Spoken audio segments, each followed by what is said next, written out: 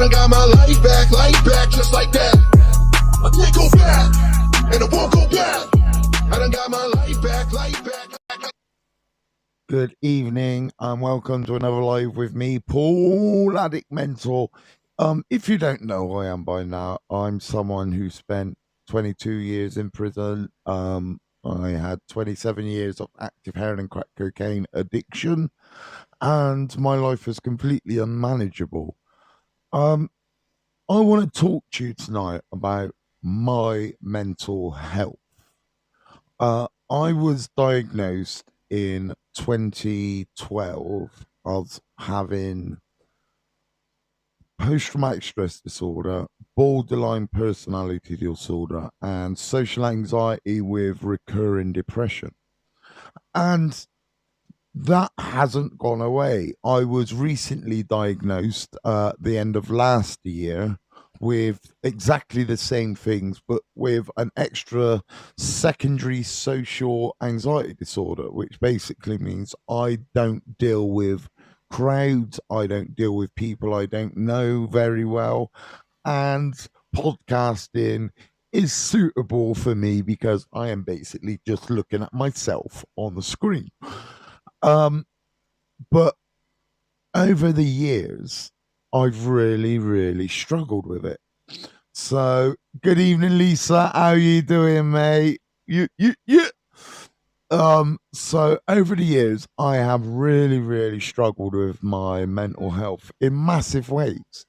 Um, Dating as far back as maybe 2001.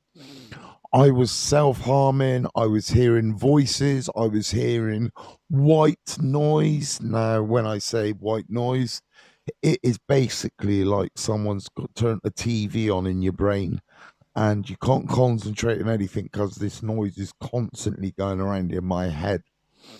I find this happens today if I am in a situation that has kind of been put on me and I haven't been given advance warning. I get that quite a lot. When I was in prison, it really impacted me massively because I ended up self harming in the way of cutting myself with razor blades. I ended up trying to end my life several times by ligature. But that only tells you a very small bit of what was actually going on in my life because I was really struggling. I was writing diaries. Now, I've read these diaries back, and a lot of it is mumbo jumbo. A lot of it doesn't make sense to me. I don't remember writing it. I don't remember feeling the way I was feeling when I was writing it clearly. But, doing all right, my G, staying out of hospital. That's what I like to hear, Lisa. Because no one needs to keep going in and out of hospitals, man. There's more to life there than that. We need to get ourselves fit, healthy, mentally fit and healthy, and live the best day. So there was many times when I was in prison and I'd really struggled. I didn't know what to do. So I would kick off. I would start on the prison officers. I would start fights with other inmates. I would smash the fuck out of my cell, kicking the fuck out of the door until 3 o'clock in the morning. Being there with writing books and books of delusional nonsense. Yeah, Vicky. And that's what it was like.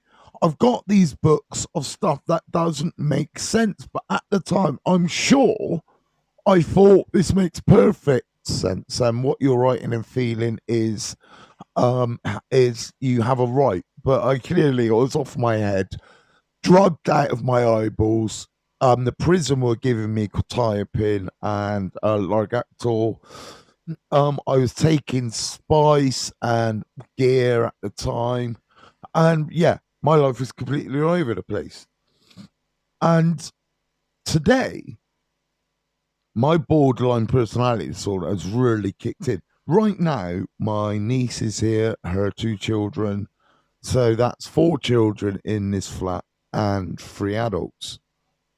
And I've basically done whatever I could today to be not a part of it.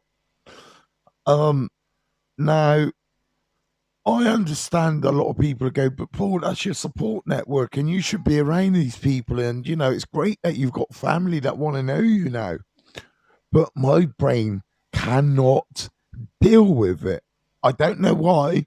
And it's like the idea of having people around, great. It sounds like a really good idea. Have people around, enjoy yourselves, and we'll all have fun. But it really does. I struggle with it.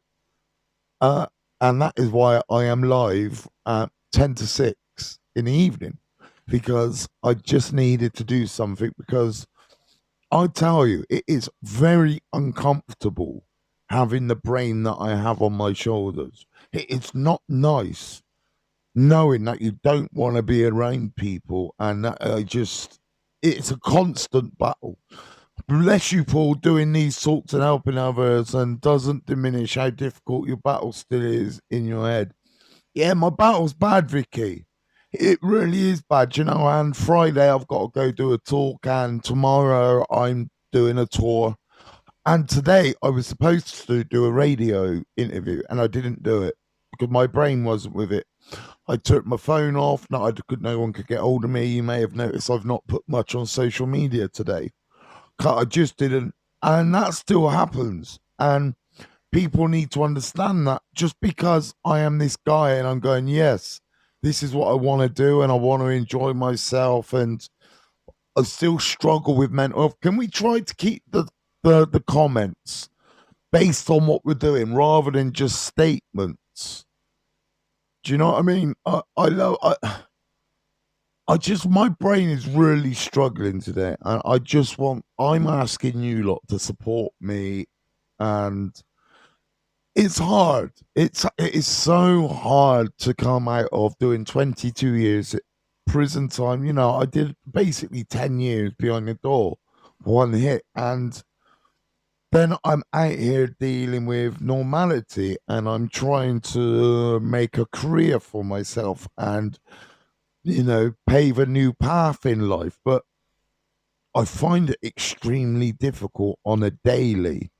I find it difficult having to deal with people who have expectations way above what I give for myself. There are several people in my community who I look for support, and they put so much pressure on me that I don't even. And people need to understand this. My mental health says this to me: you can only do you, Paul. And if people are making you feel uncomfortable, just don't deal with those people, because I am trying to mentor en masse.